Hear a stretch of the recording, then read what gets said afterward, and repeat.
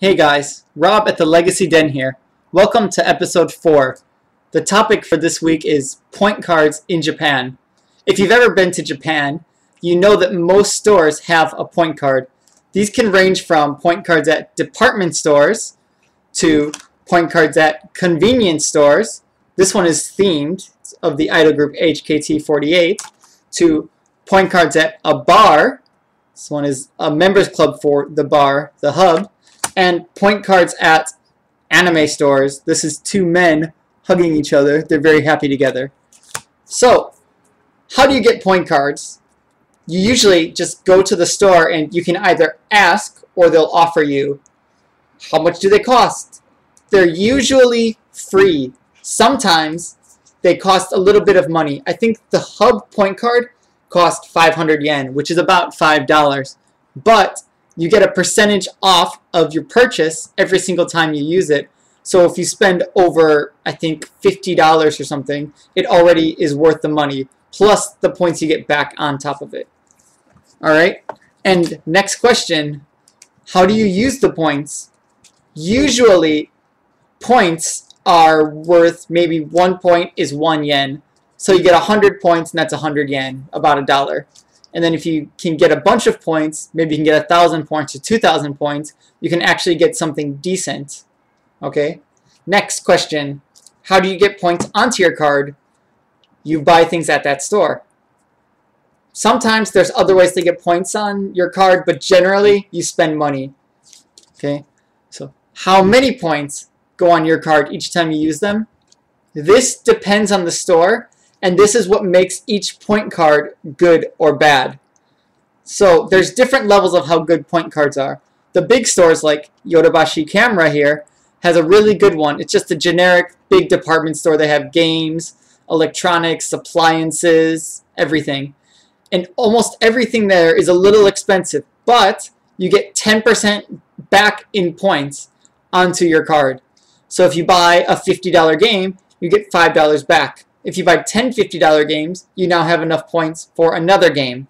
And that's kind of how it works. Sometimes there's different kinds of point cards. So because this is a Magic the Gathering channel, I'm going to introduce some of the point cards for the stores around Denden Town. So let's start with this one. This is the point card for the store, Card Pal. Okay. So the way they do it is every 1,000 yen you spend, you get 1 point on here. So there's 15 boxes on this side, 15 boxes on this side. If you get 15 points, so that's about $150, you get $5 off. But if you wait and you get the whole thing completed, which is about $300, you get $15 off. So if you only spend $150 and you want to use this early, just get $5 and you're probably never going to go to the store again, then great. You can use it. But if you know, I'm going to spend more money there eventually, I'll just wait till I complete a point card. Then you get all your points and you can get a little bit more money than if you just used half of it. So if you're a little patient, you can get more. The downside to this card is it's every 1,000 yen spent at the store pre-tax, which means that if you buy something and it totals to 1,900 yen, you only get 1 point. If you go there 3 times and you make a purchase of 1,900 yen, 1,800 yen, and 1,700 yen, you only get 3 points total for that. So it's actually best to buy a lot of stuff together when you go to this store. And the problem with that sort of thing is you're going to want to get more points. So, oh, well, I have $18 here. I'll just get another $2 card. But you might get a $2 card that you don't need, thus canceling out the reason you're using the points, which is to save money in the long run. However, you can get points in one other way on this card. You can buy list cards and get points for that. For every $10 you buy list, you also get a point. So it's actually really nice because you can sell a large amount of cards and get $300 and you get a full point card completed with it. If you sell back $200, well, you get 20 points on here, and then you only need 10 more points, and you have your $15 off. Okay, so that's the store Card Pal. Next, okay, this store is Yellow Submarine. This is very similar in the sense that it's, again, 1,000 points for one stamp. This card, however, they have different levels. Like here, if you get 15 points, you get 300 yen off. Here, if you get 30 points, you get 700 yen off. 45 is 1,100 yen, and 56 points, you get 1,500 yen off. So, with the Card Pal card, you get 1,500 yen off with only 30 points, only $300.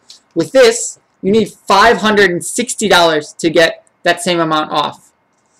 And again, same card. These are both free. There's no stipulations. They actually go to the store and they stamp it. But this one, the Card Pal one, is clearly better. Another issue with this card is it has a 1-year limit. With so many Magic the Gathering stores in one place, it's really, really difficult to spend a ton of money at one store unless they're by far the cheapest. And Yellow Submarine is definitely not the cheapest store in Denton. It's actually one of the more expensive ones. I rarely buy anything there, but sometimes they have really, really good deals. But usually, I can go a whole year and only spend $80 at that store. So that only gets me 8 points. I don't even get to anywhere near the 300 yen off mark. So that's the Yellow Submarine point card. I still have the point card for it. I just got it made a few days ago because I made a $50 purchase. But I don't know how many more purchases I'm going to make in the next year at this store. Okay, next point card. This is the Amenity Dream point card. This one costs 100 yen to make, but you get 10% back in points. That's pre-tax. So you buy a card that's 1,000 yen, you have to pay 1,080 yen because there's 8% sales tax, but you get 100 points back on here right away. So it cancels out the sales tax, and it makes it a little cheaper in the long run. And the nice part about this card's points is you can use these points on packs and sleeves and supplies. Most of the stores, you only get like this one, you only get the $15 off on a single card. With this, I can go, you know what? I'm going to save up 7,000 points, and then I'm going to buy most of a box of the newest set that comes out. And that's okay. But for this card, the only thing that gives points is buying single cards. You don't get points on here if you buy packs. So what's best to do is, if you're going to buy single cards, you use the card and you just pay the cash. You let the points build up. And then if you're going to buy something that doesn't give you points, like packs or sleeves, then you use the points on here. Because if you use the points for a card, let's say I have 2,000 points on here and I'm buying a card that's $15, I have to pay $15 plus the sales tax. And then those points just get taken off of here. So I don't get the 10% back like I would if I just paid the cash. But with stuff like sleeves or packs, I'm not getting that 10% back anyways because those don't get counted towards the point card. So it's best to use the points for this card on packs or stuff that you don't actually get points for. But this card, this place used to be very, very strict. They have a very clear one person, 1 point card rule.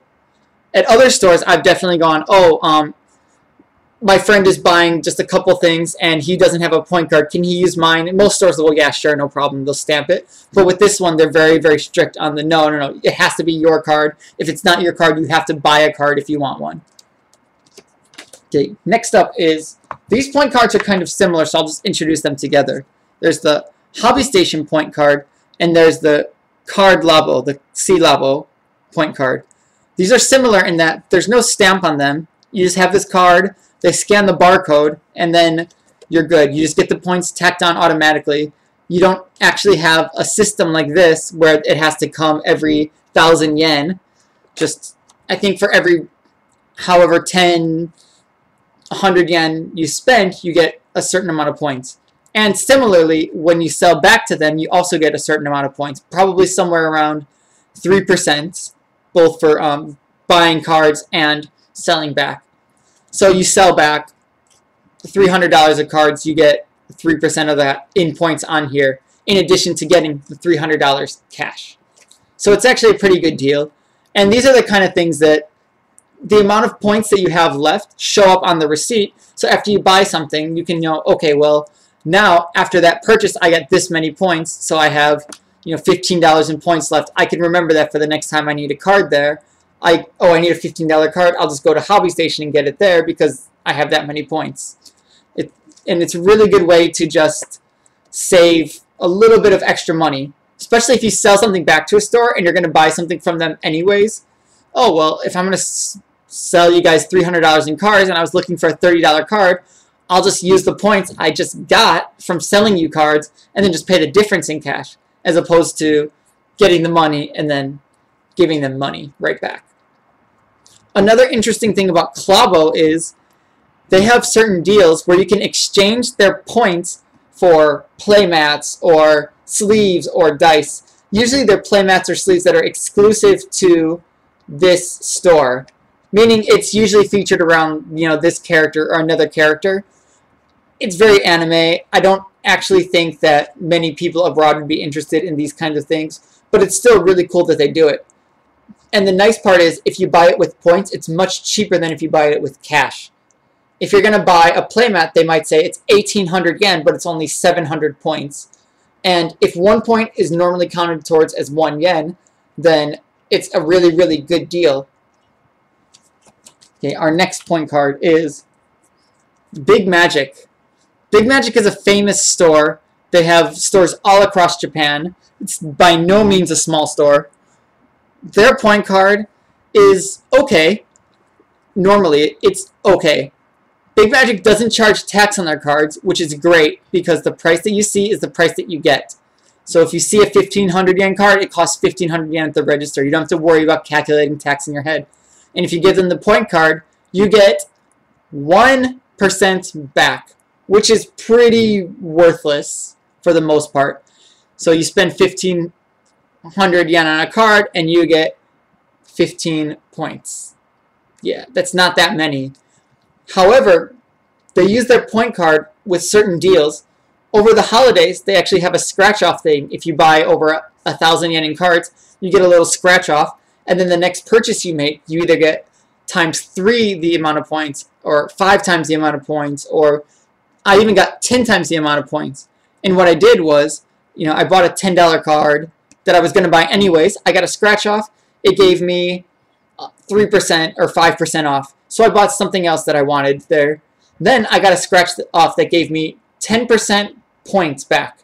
So what I did was I went and I bought a Gaia's Cradle that I was looking at. They had a Gaia's Cradle that was pretty cheap, but I was kind of on the fence about spending that much money for a card. It was 11,000 yen. So, which is cheap for a Gaia's Cradle. But when you get 10% back in points, that's 1,100 yen back in points. In reality, it actually becomes 9,900 yen, less than $100 for a Gaia's Cradle. That's a great deal, and it was because of their special deal with the scratch-off thing that I was able to get that many points and put it on here. And then later, I used those points and I bought, fetch lands and stuff that I really needed for other decks. So it worked out really well, and I saved a bit of money in the long run. And had I just not gotten that scratch-off, but still bought the Cradle somewhere else, it would have cost much more money. So because I was smart and I was got really lucky with the scratch-off things that they were doing with their special deal, I was able to get a really, really nice chunk of points here. Okay, the next point card is Dragon Star. I don't even know why they have a point card. The store is great. It's very cheap. I buy stuff from there all the time because it's the cheapest place to buy cards for the most part. The point card, however, only gives you back 1%. And I've never seen any other deal where they do anything to give you more points. They barely even mentioned they had a point card. I forgot that they had a point card for a couple of years, and I just went without using one. So it's just not really worth it for the most part because you don't get anything back when you sell them cards. So I could sell them $300 in cards and get nothing on the point card.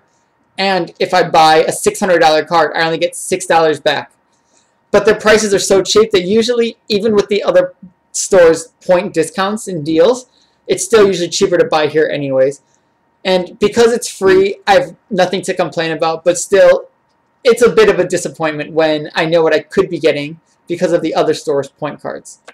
Alright, and last is the Hallelujah point card. So they just created a store. All these other point cards, they're a little flimsy. You can kind of hear the sound they make.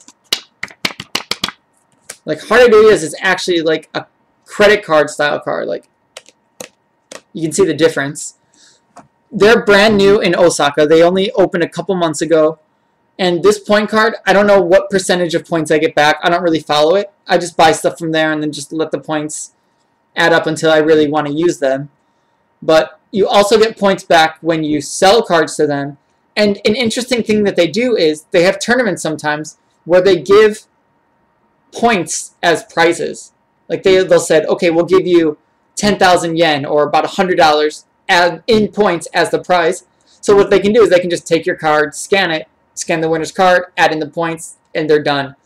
So one thing to note is that stores here don't do store credit. I've never, ever seen a single card store in Japan that does store credit.